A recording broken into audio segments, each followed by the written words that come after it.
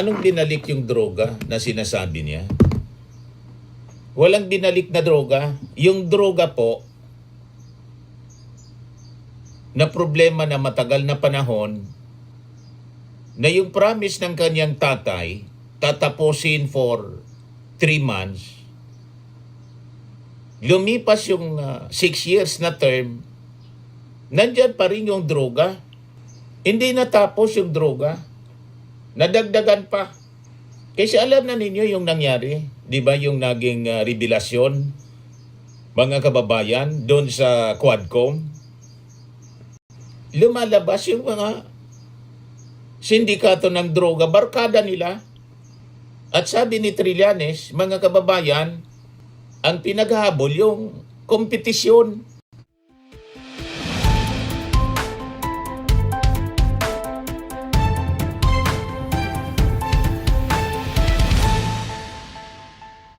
Hello po mga kababayan.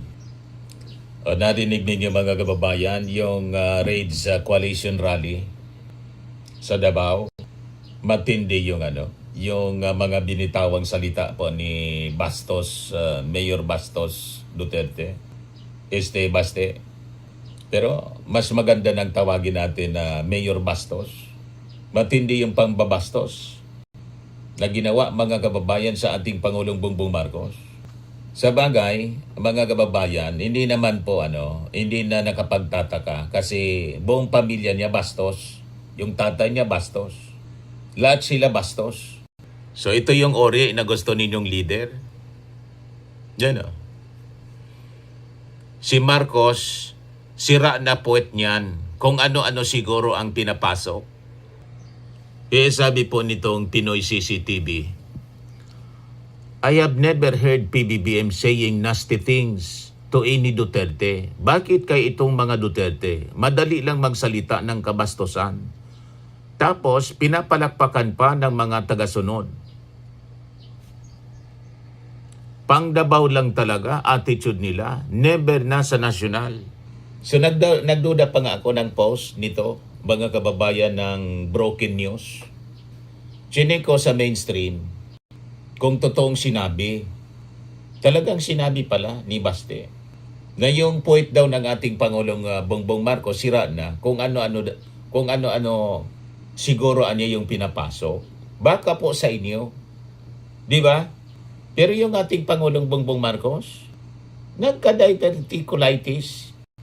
Yung tao naman po, hindi man minsan na maiwasan ng isang tao yung magkasakit. Kahit na yung isang pangulo po, nagkakasakit. Pero bastusin mo ng ganyan, talagang matindi, mga kababayan, itong mga Duterte. And I think itong mga pagmumura, below the belt attacks, siguro kailangan na reviewin ito ng Department of Interior and Local Government. Kasi si Mayor Bastos, under siya ng Department of Interior and Local Government, yung mga public officials, mga kababayan, may dapat silang ino-observe na tinatawag na Code of Conduct and Ethical Standards of Public Officials. I-review siguro itong mga utterances, mga kababayan, and below the belt attacks ni Mayor Bastos.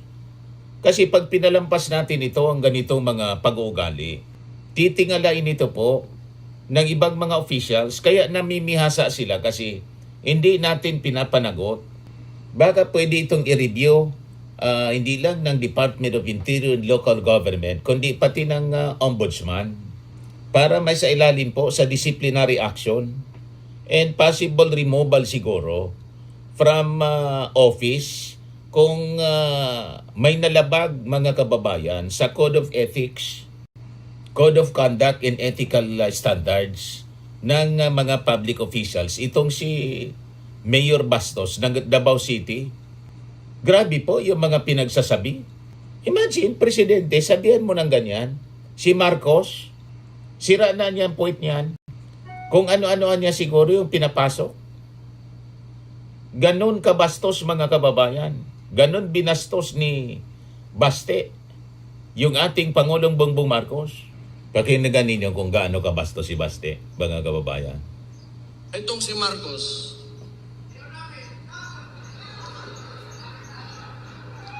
galing buang na ni. Buang, adik, ingon pa sa iyang igsuon, bangag, sirayong puwet, diverculitis, Matindi kung po. ano-ano pinapasok siguro dyan. Ano achievement nito? Nagsisigawan pa Binalik yung mga droga, followers niya. binalik yung kriminalidad, binalik yung korupsyon. At ngayon Anong- yung putang inang Anong binalik yung droga na sinasabi niya? Walang binalik na droga. Yung droga po, na problema na matagal na panahon, na yung promise ng kanyang tatay, tatapusin for 3 months, lumipas yung 6 years na term, nandyan pa rin yung droga. Hindi natapos yung droga. Nadagdagan pa. Kasi alam na ninyo yung nangyari, di ba, yung naging revelasyon, mga kababayan, doon sa Quadcom.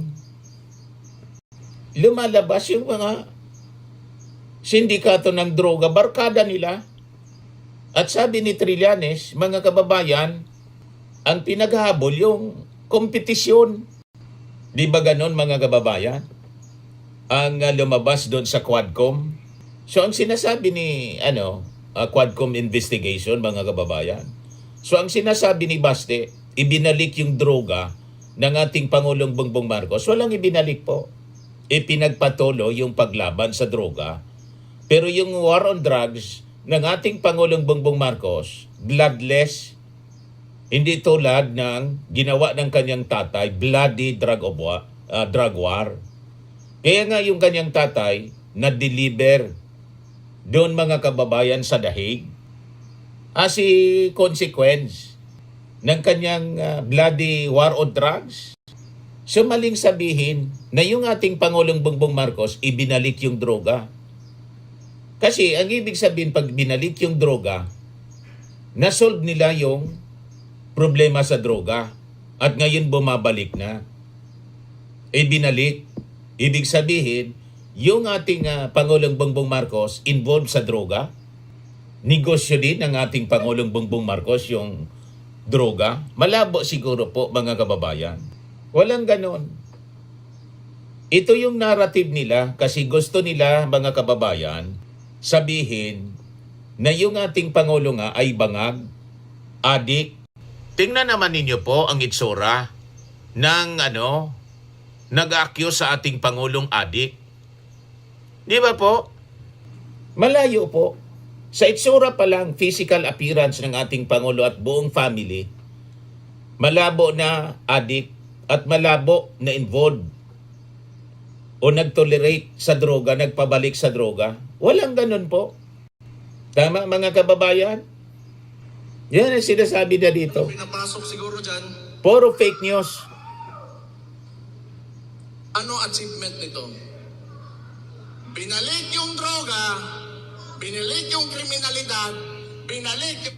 Ano binalik yung kriminalidad? Bakit? Natapos ba yung kriminalidad? Yung criminality widespread during the time ng kanyang tatay. Bakit? Yung involved mismo yung gobyerno sa criminality. Yung war on drugs mismo involved sa criminality. Bakit? Crimes against humanity yung nangyari, mga kababayan. Ang daming namatay. Hindi nabigyan ng due process. Nadamay pati mga bata. Kaya nga wanted na ngayon pati si Bato de la Rosa. And maybe sunod si Bongo. At baka damay pa yung kanyang kapatid na si Sara Duterte kasi nasa lista din ng ICC sa kasong crimes against humanity. So lahat, mga kababayan, binabaliktad ni Baste. Sa kanyang naging speech doon sa Rage Coalition rally sa Davao, mas tumindi po yung criminality. Bakit? Yung involved na mismo, yung buong makinarya ng gobyerno sa criminality. Di ba po, mga kababayan? Yung kaso ng kanyang tatay eh. Crimes against humanity. Si Bato, ano yung kaso? Crimes against humanity. Bakit? Thousands of Filipino people ang namatay. At ang nag-utos yung kanyang tatay mismo. Ang chief enforcer si Bato. Mismo sa bibig ni Bato, ipinag-utos niyang sunugin yung mga bahay. Tapos, sasabihin niya doon sa Senado, nang natrap siya doon, na never siya na may pinapatay. Wala daw siyang pinapatay. Yan si Bato. At wala akong inutusan na patayin ninyo yan. Alam niyo na yan. Ano, gusto niyo patayin? Kita mo? Gusto niyo patayin? Patayin niyo. Puntahan niyo. Buhusan niyo ng gasolina. Yung bahay, sindihan ninyo. Recorded lahat. Pakita ninyo na Yung ginawang katarantaduan ng pinatay na tao. At wala akong inutusan na patayin ninyo yan. napakasinungaling. Alam niyo na yan. Ano, gusto niyo patayin? Gusto niyo patayin? Patayin niyo. Tapos sasabihin ni Baste, binalik ng ating Pangulong Bongbong Marcos yung criminality. Yung criminality po, laganap nung administration ng kanyang tatay at ang involved mismong gobyerno sa criminality. You see? Kaya yung kaso, crimes against humanity. So, puro kasinungalingan mga kababayan yung pinagsasabi ni Baste. Itong si Marcos, yung korupsyon. At ngayon yung putang inang yan, Tindi. gusto pa magpatagal ng termino niya. So, inaakyos niya yung ating Pangulo na gustong mag-extend ng term. Yung narrative ni, narrative ni Amy Marcos. Ano sabi ni Amy Marcos? May sinusulong daw na CONAS, Constituent Assembly. Kasi daw, alam daw ng mga kaalyado ng ating Pangulong Bongbong Marcos na si Sara Duterte ma-acquit sa Senado at mananalo sa 2028 presidential election. Kaya ang isinusulungan niya, hindi nila matalo si Sara, Constituent Assembly, para hindi na niya wala ng eleksyon na mangyari. Then extendan niya yung term ng mga local officials, pati yung presidente, hanggang 2033. Yun ang narrative ni Amy Marcos. Ito ngayon ang sinasabi ni Baste doon sa Rage Coalition. Sino man maniwala sa kwento ninyo? O di ba, mga kababayan, pinafloat nila yung kwentong ito kasi po gusto nilang ilihis yung issue sa impeachment case laban sa kanyang kapatid. Pilit nililihis kung ano-ano na lang, mga kababayan, ang pinafloat nila na kwento. Puro baliktad po. Di ba po, mga kababayan? Yan o. Magaling din. Sa kawalang hiyaan. Itong si Marcos, Magaling daw sa kawalanghiyaan. Walang ginawang kawalanghiyaan ang ating Pangulong Bongbong Marcos. Ang marami po sila, kaya nga patong-patong na kaso ang kinakaharap ng kanyang pamilya. At pagdating sa kawalanghiyaan, kabastusan, inamin mismo ng kanyang tatay, gusto ninyo mga kababayan, i-replay ko. Kaya nga sabi ko mga kababayan, hindi na tayo nagtataka kung bakit napakabastos ni Baste. Binabastos yung ating Pangulong Bongbong Marcos in front of the public. Mana sa kanyang tatay na napakabastos. At proud siya sa pagiging bastos. Yan inamin mismo ng kanyang tatay, saan pa man magmana yung buong pamilya niya. Yung karakter ko, gano'n talaga. Baski saan mo ko ilagay, gano'n ka. Even in front of anybody. Gano'n talaga ako. Bastos ako. Kita mo na? Walang hiya ako. Kasi Kaya yung buong pamilya niya, walang iya. galing ako sa baba. Kung anong puno, Yung karakter siyang ko, bunga. gano'n talaga. Yan daw Baski ang saan karakter mo ko niya. ilagay, gano'n ka. Proud Even siya. in front of, Bastos daw siya kahit anybody. saan. Gano'n talaga ako. You see? Bastos ako. Walang hiya ako. Walang iya siya. Ayan, Galing lang ako. Galing ako sa baba. Pare-pareha sila. Napakabastos Galing buang na ni. You see? Buang, adik, ingon pa sa Tingnan na iyang ni gusto. Sora na nag-accuse ng adik. Sino yung mukhang adik, oh? Sira yung puwet, tuberculitis, kung ano-ano pinapasok siguro dyan. Kaya pati mga followers, napakabastos. Yung binabastos nilang presidente, mahal ng ating mga mamamayang Pilipino. Kasi napaka-bait, napaka-talino, at napakasipag. Sige lang ang ikot mga kababayan para magatid ng serbisyo sa ating mga mamamayang Pilipino. Tingnan naman po ninyo yung ating Pangulo. Ito yung binabastos nila. Kaya hindi maniwala yung ating mga mamamayan. Oh. Mahal na mahal. Sa Obando, Bulacan siya. Kaya laging pinagkakaguluhan. Ngayon, yung rally nila doon sa yung race rally, napakakaunti na lang mga kababayan ang pumunta. Ayan lang ang crowd nila. Oh. Rage Coalition. Nasa loob lang mga kababayan ng isang binyo yung rally nila. Bakit? Kukunti na lang yung dumadalo. Kasi sino ba ang Sino bang makikinig sa mga speeches ng mga leader na puro hate speech, puro paninira, puro pagbabanta ang maririnig mo? Di ba po mga kababayan? Yung ating Pangulo, pinagkakaguluhan ng mga tao. Yan o. Kita ninyo ang crowd na yan? Nagsisiksikan mga kababayan. Mahal na mahal ang ating Pangulong Bongbong Marcos. Puro lang pagserbisyo kasi ang ginagawa sa mga mahirap, sa ating mga mamamayan. Oh. Kaya sila inggit na inggit. Galit na galit sa ating Pangulong Bongbong Marcos. Kaya mga kababayan, kung ang ating Pangulo i-extend, halimbawa pa i-extend hanggang lifetime na, matutuwa yung ating mga mamamayang Pilipino kasi may matinong leader na talagang totoong naglilingkod. Puro lang pagsiservisyo ang iniisip para sa ating mga mamamayang Pilipino. Ito yung pamilya Duterte. Puro paninira, pagbabanta, pagmumura, pambabastos, panlalait, kung ano-anong kabastusan. You see? Kaya yung tanong natin, ito ba yung gusto ninyong maging presidente? Oh? Putang ina, hindi mo pala gusto ginagawa mo eh. Yes. Dali. Yan o. Putang ina ninyo. Putang ina ninyo.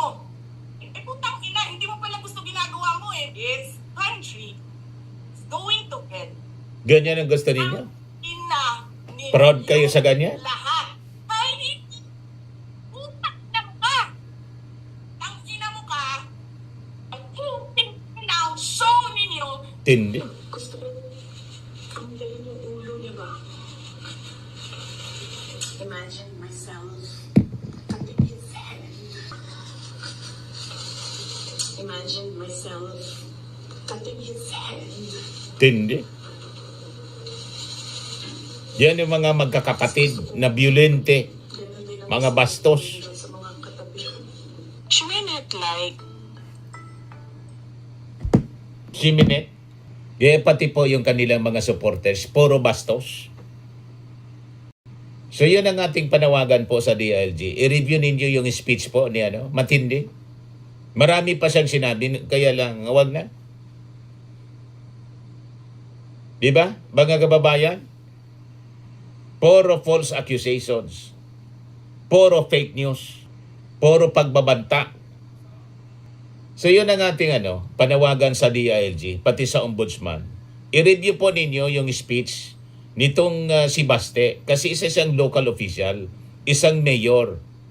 Tingnan ninyo kung may violation na ba.